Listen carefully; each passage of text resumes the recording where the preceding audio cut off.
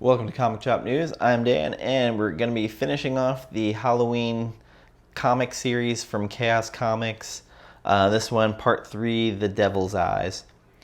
We start out with a recap of the night when Michael came to hunt down Laurie, with little Tommy and Lindsey running out of the house, with Laurie saying, "He's dead, I killed him. Tommy, Lindsey, run!"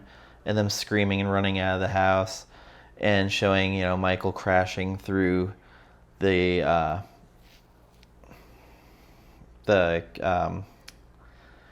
closet door, and showing the horror on the kids' faces. And Tommy wakes up in Smith's Grove, Warren County Sanitarium, and he's screaming. He's like, "I know you're alive, you son of a bitch. Laurie Strode didn't kill you. I don't care what they said on the news." It's been 2 years since his last encounter with the evil known as Michael Myers. In the conflict, the Haddonfield Baptist Church blew up, and former police chief Brackett died. The townsfolk said Tommy Doyle was responsible, that he was insane. And they're like, "Talking to yourself, Tommy. Talking to yourself again, Doyle. Fuck you, Krug. Only crazy people talk to themselves. Remember, no beatings, Mr. Krug. We don't want Tommy's body covered in bruises when the medical examiner performs an autopsy following his suicide." "What are you talking about, Wynn?" Terrence Wynn's in here. "You've outlived your usefulness to us. You will be sacrificed tomorrow. Ritual strangulation, seemingly a suicide." "You know he's not dead, Wynn, and I bet you know more about Laurie Strode's disappearance than you'll admit. Laurie Strode's dead, but of course you're right. Evil never dies. Evil is like a cancer. You can cut it out, but cells never continue to metastasize. Give him the injection." Tommy ends up hitting them and running out, and he causes a breakout, which is kind of reminiscent of the beginning of Halloween 1, with all the escapees outside just kind of wandering around. And as Tommy's driving through to get to the gate, he sees a figure. He's like, "I knew it. Don't you ever die, you bastard." Crashes through the gate, and Michael's sitting there in the rain. And then we go to, it's Halloween, and for over 20 years, the small town has lived in mortal dread of the boogeyman. 23 years ago, Lindsey Wallace met the boogeyman and looked into his eyes and lived to tell the tale. That's what she does now, tells tales. True stories for a Chicago paper. She's a damn good reporter, has the awards to prove it. Now she's returned home to the biggest story of all, the true story of Michael Myers. Last year, a news report from California stated Michael Myers was dead, decapitated by his sister, Laurie Strode. But after all these years, the people of Haddonfield still fear Michael. Most folks pack up for the night and drive to Russellville, 30 miles away. It's safer for the children to trick-or-treat. Lindsey used to love Halloween and scary movies, but after that night 23 years ago, things that go bump in the night hold no attraction for her. That night in the Doyle house, Lindsey had her playmate, Tommy, stared into the devil's eyes and came within an inch of dying. She saw the true face of evil, tasted the razor-sharp sensation of total terror. Since then, nothing Hollywood has to offer could compare with that night of fear. And then she comes inside, and she's got the news on, and they're talking about what happened in H2O. Shortly after the murders were discovered at the prestigious Hillcrest Academy, where Laurie Strode, the only survivor of Michael Myers' original mass-killing spree in Haddonfield, Illinois, had been teaching under the assumed alias of Carrie Tate. State police discovered the wreck behind me. Nearby, police found the charred remains of an unidentified man whose decapitated body was burned beyond recognition, whose severed head was missing. The police, however, believed the body to be that of Michael Myers, Strode's older brother, who was incarcerated at age 6. The Glenn County Sheriff's Department has issued an all-points bulletin as Laurie Strode has disappeared. If you see this woman or have knowledge of her whereabouts. And of course, that was on a VHS tape that she's playing. And Lindsey's like, "Where are you, Laurie? What happened? Was that really him?" So many pieces of the puzzle, so much to try and figure out. Will we ever learn the truth? Phone rings. She's like, "Hello, hello, hello, hello, hello. Speak up. I can't hear you. Speak now or I'm hanging up." And then the news is talking about how Tommy Doyle, 32, is incarcerated in Smith's Grove and escaped. And she's like, Tommy, what are you doing? I was so close to getting the ACLU to take up your case. Phone rings again. She says, hello. Hello, is this a joke? It's boring and harassment. I have caller ID and I'll call the police if you waste my time again. Click. And we see a figure sitting outside from the house. Doorbell rings. No trick-or-treating here, huh? Asshole kids. Maybe it's not kids. Maybe it's get a grip. You're jumping at shadows. And as she's going to grab a knife, Tommy grabs her hand. He's like, Lynn, don't. It's me. Tommy, let me go. Stay away from me. It's okay. I'm not going to hurt you. She's like, well, I heard you killed that earlier. Why'd you dig up the bodies? What bodies? Annie Brackett, Linda Vanderclock, and Bob Sims. Geez, no way. That's it. It's him, Michael. He's not dead. I knew it. Okay, so Michael Myers dug up the bodies. Why'd you kill the orderly? I didn't. Just knocked him out. Dr. Wynn and his culties were going to kill me. They were going to make it look like a suicide. I don't believe it's in any of this. It's true. You've got to believe me. Did you get the diary? The diary told... Yes, I found Dr. Loomis' diary, and it was in Sheriff Brackett's house, just like I told you. And then it goes into a flashback where November 15th, 1970, Dr. Loomis receives an unexpected call from a woman named Hattie Bartok. She says she knows things about Michael Myers. She wants to tell me. So they show him going to her house, and she's like, come quickly, seek shelter from the storm, Dr. Loomis. Are you a man of God, doctor? I'm a man of science. Unfortunately, your eyes are closed to what exists outside your rational world. Michael is one of those things.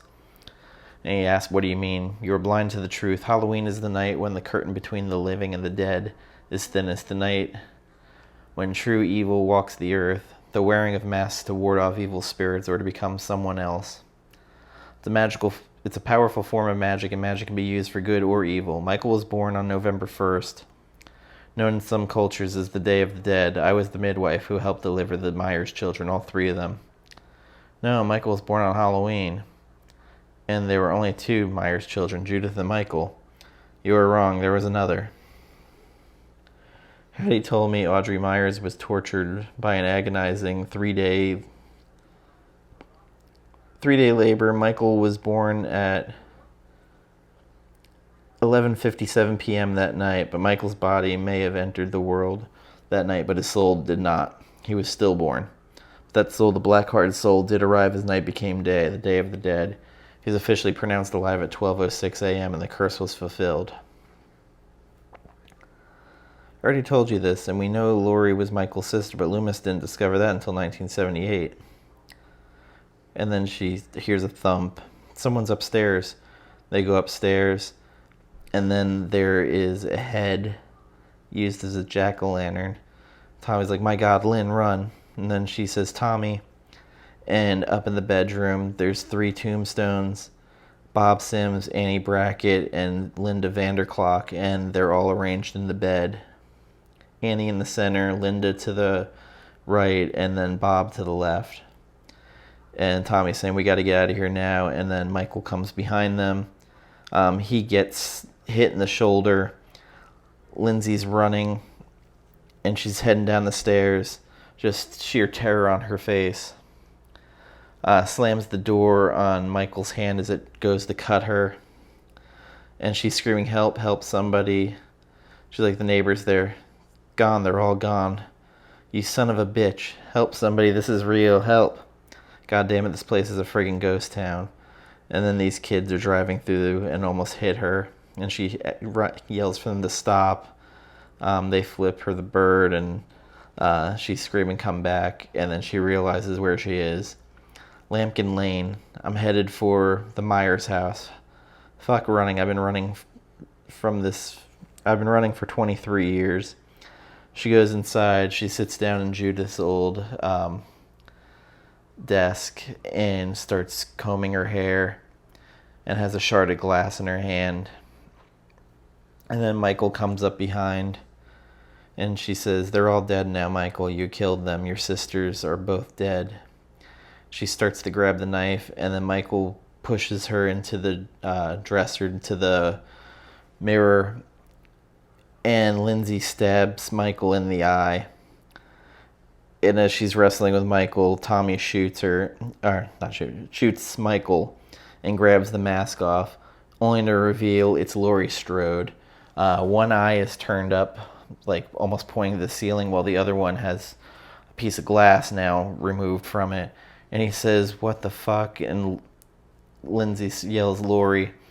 And Laurie takes the piece of mirror, stabs Tommy, and jumps out the window with him. Both of their bodies out there. The piece of glass goes into, or glass mirror, it's pretty much in his throat. They're both on the ground. They just zoom in on her eye. And then 4 weeks later, they see Laurie. She's in a straitjacket and she's in there. And the doctor's like, "It's okay, Miss Wallace. She can't see or hear us." She's like, "You certain?" "Yes," and she's hardly moved or spoken a word since that night. What happened to her? How did she... Laurie is a classic textbook case of psychotic personality transference. She needed to relive the original night of terror. After she killed Michael in California last year, she took his head as a kind of trophy.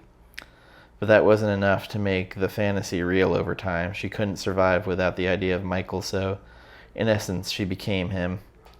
Dr. Loomis believed madness ran the Myers family. I guess he was right. What do you think, Dr. Block? When there's a family bond, the Myers case seems to prove that without a doubt. Depth of personality transference can be incurable. And starts talking like the late Dr. Loomis was a brilliant psychologist, but I think he became a little unbalanced himself in later years. Obsession is like a cancer. It can spread and it can consume us totally like it did Tommy Doyle.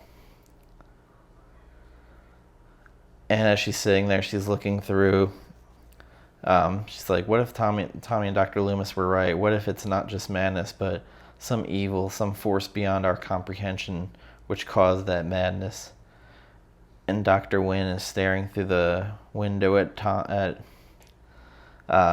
Lindsey, while Laurie is just staring up the window, bandage over her eye, and then it just goes to say the end.